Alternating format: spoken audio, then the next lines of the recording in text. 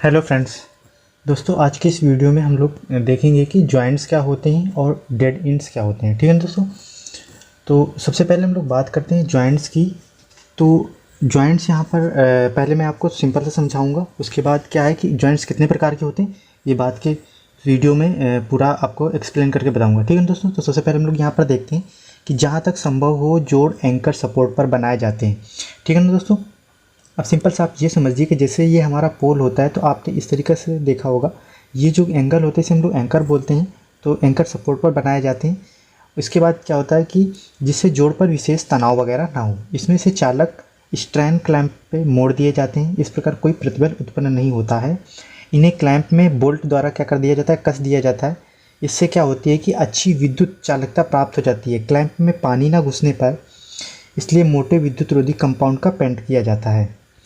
Copper conductor पर clamp द्वारा ना जोड़ करके सोल्डर किया जाता है और रासायनिक क्रिया से रक्षा है तो इस पर पेंट कर दिया जाता है। देखिए ये दोस्तों सारे के सारे पॉइंट्स मैंने आपके सेमेस्टर एग्जाम बेस से और थोड़ा सा इसमें थ्योरी टाइप में बता रहा हूँ, तो प्लीज़ आप वीडियो को पूरा देखिए। ठीक है दोस्तों।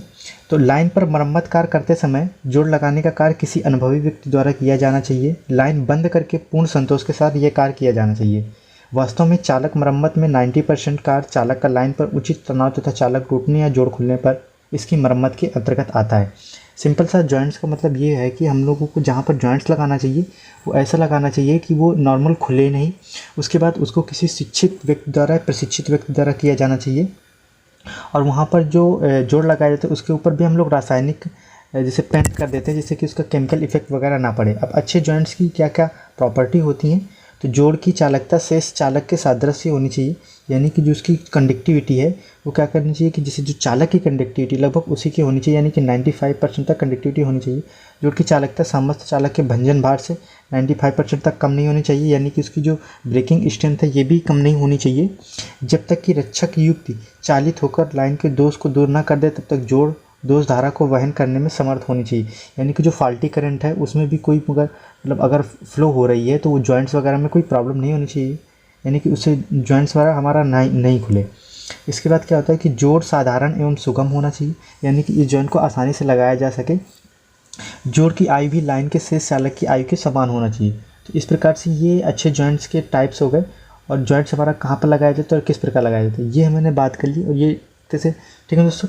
इसके बारे में अब हम लोग बात करेंगे कि जॉइंट्स कितने टाइप्स के होते हैं। ठीक है ना दोस्तों। तो दोस्तों यहाँ पर हम लोग जो जॉइंट्स देखेंगे वो मोस्टली 4 टाइप्स के देखेंगे, यानी 4 प्रकार के देखेंगे। तो सबसे पहला हमारे जो ये जॉइंट्स है आप यहाँ पर ये देख रहे होंगे, ये किस प्रकार का ये प्रकार का जो जॉइंट्स है इसे हम लोग ब्रिटानिया जॉइंट्स बोलते हैं। क्या बोलते हैं? ब्रिटानिया जॉइंट्स बोलते हैं। अब ये कैसे बनता है, देखो एक तो तार ये है, एक तार ये है, इसके बीच में थोड़ा सा सोल्डरिंग मतलब थोड़ा सा कंडक्टिव मटेरियल बल्कि इसके बाद इसके चारों तरफ तार से क्या कर दिया हम लोग बांध दे रहे हैं। ठीक है दोस्तों।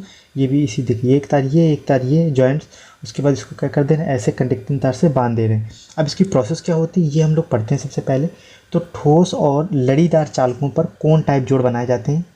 कुछ जो इंजीनियर होते हैं वो ब्रिटानिया जो ठोस चालकों और नोजल टाइप जोड़ नलीदार लड़ीदार चालकों के लिए उचित समझते हैं। सिंपल इसका मतलब ये है कि जो हमारा ब्रिटानिया जॉइंट होता है, ठीक है ना दोस्तों, वो किसके लिए मोस्टली यूज होता है?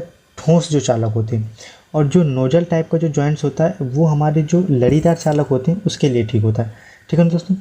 इसके बाद दोनों ही जोड़ों को बनाने के लिए किसी औजार की आवश्यकता नहीं पड़ती है और पूर्ण जोड़ बनाते समय इसका संपूर्ण निरीक्षण किया जाता है। दोनों ही जोड़ों को बनाते समय यह ध्यान रखा चाहिए कि जिन चालकों पर लड़ियाँ एक दूसरे के विपरीत में लपेटी गई हों उन्हें जोड़ने के लिए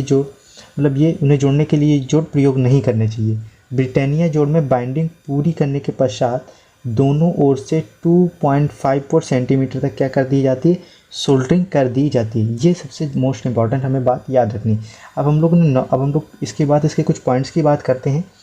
तो ये जो जॉइंट्स होता है ये 6.35 mm दूरी से बाइंडिंग प्रारंभ की जाती है। जैसे अगर ये जॉइंट है तो थोड़ा दूर से प्रारंभ की जाती है। मुख्य चालक तथा बाइंडिंग चालक को साथ साथ रखकर बाइंडिंग चालक को लपेट दिया जाता है। जैसे कि आप ये जो लपेटा हुआ तार देख रहे हैं ना, ये बाइंडिंग। इसके बाद 14 स्क्वायर गेज का 38 सेंटीमीटर लंबा मृदु कॉपर वायर जोड़ के मध्य में रखकर एक साइड पर अस्थायी रूप से बांध दिया जाता है। ये आप डायग्राम में देख रहे होंगे।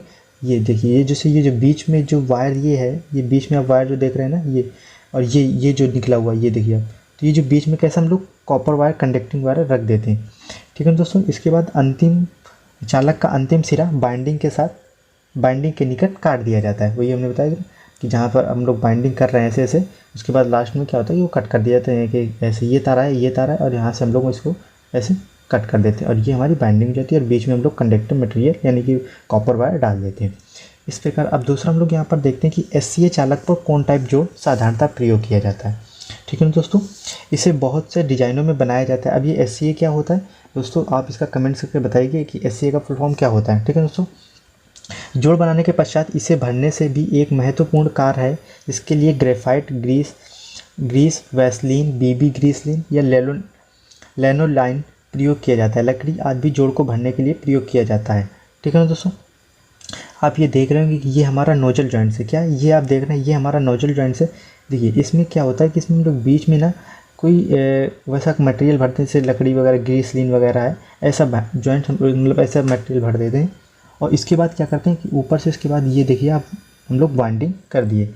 इसमें आवश्यकता क्या होती है, देखिए आप ये देख सकते हैं कि इसमें क्या होता है कि सबसे पहले तो इस्पात का क्रोड होता है, फिर दूसरे नंबर स्टील की स्लीव है, एल्यूमिनियम चालक की लड़ियाँ और फिर स्टील एल्यूमिनियम स्लीव। ठीक है दोस्तों। इसके बाद हम लोग कौन टाइप जॉइंट्स की बात करते हैं। तो एक स्प्लिट तथा टेम्पर्ड के मध्य में केवल एक तार होता है, जबकि कोन चालक को अन्य तारों में धकेल दिया जाता है। इस संयोजन टुकड़ा दो चालकों को परस्पर स्क्रू करके कस दिया जाता है।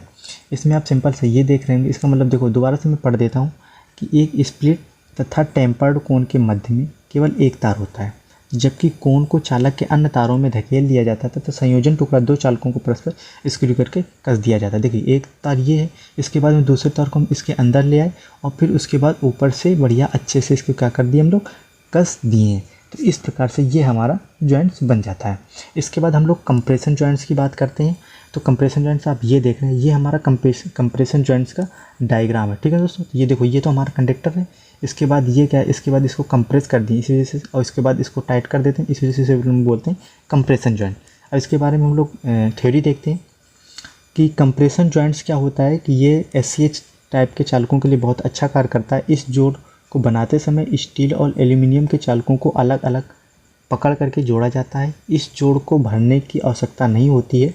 जैसे देखो पिछले वाले जोड़ में हम लोग क्या कर रहे थे कि कौन टाइप वाले में किसी वैसलीन वगैरह हो गई ऐसे वगैरह को लेनोलाइन वगैरह को हम लोग भर रहे थे। यहाँ पर ऐसे किसी मटेरियल की जरूरत नहीं पड़ती है। ये पोर्टेबल कंप्रेसिंग जिसमें से विशेष डाई लगी होती है और ये जॉइंट्स बनाया जाता है। ठीक है दोस्तों। इसके बाद अब हम लोग संपीडक टाइप जॉइंट्स ये देख सकते हैं, ये ऊपर वाला कोन ये हमारा संपीडक टाइप जॉइंट्स था। अब हम लोग बात करते हैं कि मैकइंटायर जॉइंट्स। ठीक है दोस्तों। मैकइंटायर जॉइंट्स ये आप देख रहे होंगे, ये इसके जो मैकइंटायर जॉइंट्स के आपको डायग्राम दिख रहे हैं। ठीक है दोस्तों। ये आपके डायग्राम मैकइंटायर टाइप्स के जॉइंट्स। मैकइंटायर जॉइंट्स जो है जो वो कॉपर और एल्यूमिनियम दोनों प्रकार के चालकों में प्रयोग किया जाता है। चालकों को एक अंडाकार धातु की स्लीव में बैठाया जाता है। अब चालकों को 5 से 6 पूर्ण ऐंठन दिए जाते हैं। इस प्रकार के जोड़ यांत्रिक और विद्युत दो गुण होते हैं। ACAR चालकों के लिए धातु स्लीव की आकृति 8 के जैसे बनाई जाती है। प्रत्येक भाग में एक चालक बैठाया जाता है तथा ताम्र चालकों के मुलायम ताम्र स्लीव तथा एल्यूमिनियम चालकों के एल्यूमिनियम स्लीव वगैरह, यानी कि जो स्लीव होती है वो किसकी यूज की जाती है, एल्यूमिनियम की यूज की जाती है। इस प्रकार से ये और एक्स्ट्रा कुछ पॉइंट्स हैं, जैसे कि एल्यूमिनियम में सिर्फ धातु चालकों के लिए जोड़ बनाने में कोई विशेष कठिनाई नहीं आती है। स्टील देखो ये है फुल फॉर्म स्टील क्रोडित तार चालक SCC का फुल फॉर्म पर कौन टाइप जॉइंट से प्रयोग किए जाते हैं। तनाव रहित नो टेंशन जॉइंट प्राप्त करने सभी प्रकार के चुन को समांतर रूप से खांचे में क्या करना चाहिए कि क्लैंप का प्रयोग किया जाता है। इस प्रकार से आप ये देखा कि ये जॉइंट्स कितने प्रकार के होते हैं। ये देखो कौन टाइप, ये जो है डायग्राम है ये हमारा कौन टाइप जॉइंट्स का है। ठीक है दोस्तों। इसके बाद ये हमारा किसका है, ये संपीडन टाइप का है। ठीक है दोस्तों। और ये हमारे नोजल का है और ये ब्रिटानिया जॉइंट्स है। तो इस प्रकार से आपने जॉइंट्स देख ली। ठीक है दोस्तों। तो दोस्तों अगर आपको ये वीडियो थोड़ा सा भी हेल्पफुल लगे तो प्लीज़ हमारे चैनल को सब्सक्राइब कीजिए और वीडियो को लाइक शेयर एंड कमेंट करना ना भूलें। थैंक यू दोस्तों।